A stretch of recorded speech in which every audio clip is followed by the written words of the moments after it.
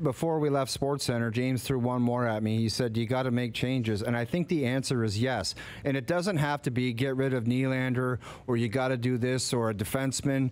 Or maybe it's just a change of philosophy and idea on what can actually win. Because I don't know if you can bring this group back the way it's structured right now with Morgan Rielly and patchwork defensemen. I know Muzzin was out of the lineup, but maybe just a different idea of what's going to win for this group. And I don't know what that is, how you add to that.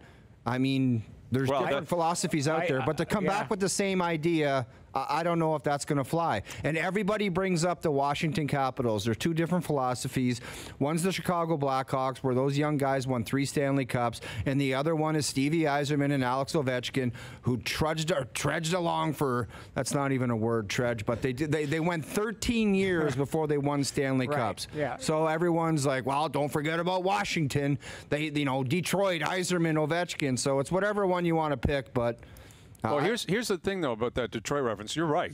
But do you know how much that team changed between 1989 and 1997, in Detroit? Like, who showed up? There was Scotty Bowman all of a sudden showed up. Brendan Shanahan shows up. Chris Chelios. So, yes, no one is suggesting that the best players on this team are no longer uber-talented players. Of course they are. But there are flaws with this team. And here's the issue that Kyle Dubas and company are facing.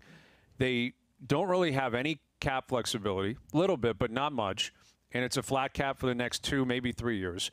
They have an 87.5% chance of not having a first-round pick this year. So you don't have much flexibility. You don't have collateral like you would like to in order to acquire what you need to. And I don't think Dubas has – I'm sure he's contemplated everything. I don't think he's ever been comfortable with truly approaching the idea of trading one of their best players, because I understand why he wouldn't. Why would you want to trade young talent? Of course you don't want to. But Kasperi Kapanen trade isn't going to get the job done. Andreas Janssen, that doesn't do anything. So for me, there are 2 guys that are 100% here, Austin Matthews and John Tavares. Austin Matthews is clearly the best player. He's the leader of this team. He's the face of this team. He's a superstar. He just keeps getting better. Tavares, because he came here, he's the captain. The position he plays, got a full no trade, full no move, full commitment from everyone. He's here. He's playing here. And I'm not saying you don't want him. Of course you do. But I'm just saying his circumstance puts him in this situation. I think everyone else, you have to make a determination on the pieces you're looking for, not the price you're trying to get. Those are 2 different things. Seeking out a price means you want to get rid of the guy. Seeking out a piece means you're putting together a hockey team like that, and that's what I think has to be considered here. So, everyone's going to say, well, William Nylander. Maybe.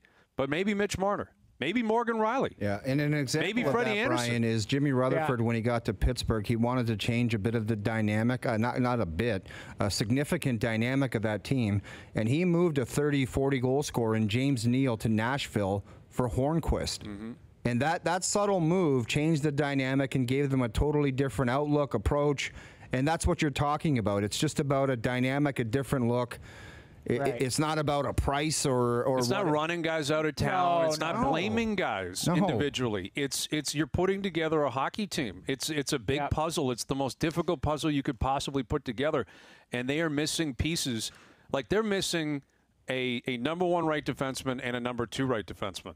Like that's what they're missing. No question. If you got Morgan Rielly at number 1 on the left side, Muzzin at number 2 on the left side, I hate to break it to you, Dermott is not a top 4 guy. He's not. Justin Hall is not a top 4 guy. And Sandin's a kid, so he's probably not going to step in and be able to truly change your fortunes. Cece's gone. Barry's gone. So you're looking at 2 guys in your top 4. I don't know how you find that. No. Between now and next year. Money-wise. Here's the thing, guys, and I would say everything you're saying makes 100% logical sense. And I think that's a great sign because we're all. Thank you, Noodles. Thanks. No, because I wasn't sure what the hell to expect today because the wave of emotion that I've been feeling, I can't imagine what others are feeling Noodles, too. we told you at the top. It's like the flying off the handle. It's 10 years old. But what I'm saying is, If for anybody who is expecting Kyle Dubas to make a massive trade tomorrow and to do this and change, it's going to take a long time. I wholeheartedly believe the National Hockey League's not going to start playing again till January. Yep. That's not even going to. That's training camp and all of that. They may have to start the season looking worse than before they get better to assess what they have. What we should be looking forward to is what this team looks like after the trade deadline next year, because you've got expansion coming in, so you've got to sort that out. Who you think you're going to lose in expansion?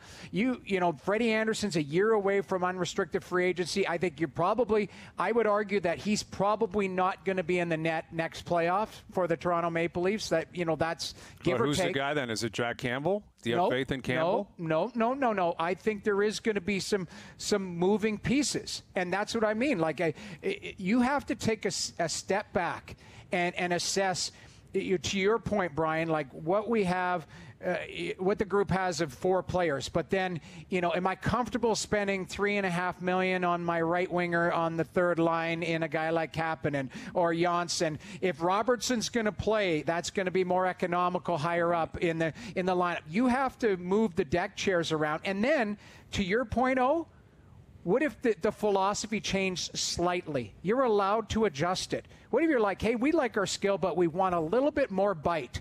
And maybe it's not. I agree. I saw Nylander and Marner trending, and I'm like, everyone wants to run out those guys and you grab got to the piece. sit back and you got to make educated decisions. You can't just say, oh, you can't be Joe from the bridge, like I mentioned earlier.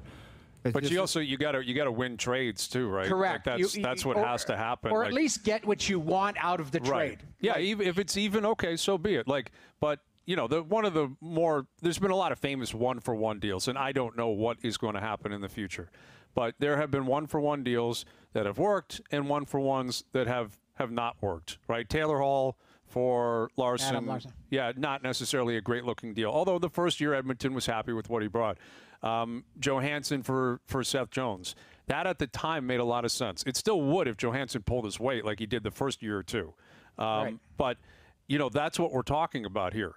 Now, but you got to be careful because you don't want to fall into the trap of Peter Chiarelli, where it's like, well, I'm just going to get rid of this guy for that one piece. Yeah, you don't just trade William Nylander because the guy happens to shoot right. You don't trade Taylor Hall for Larson. No, you do not. You can't do that. So you've got to be careful. You know, that doesn't mean you have to do it this offseason. No, you're right, and I guess that's my point. Is you have the luxury, unfortunately, right now, of time. Mm-hmm. Because you can sit back.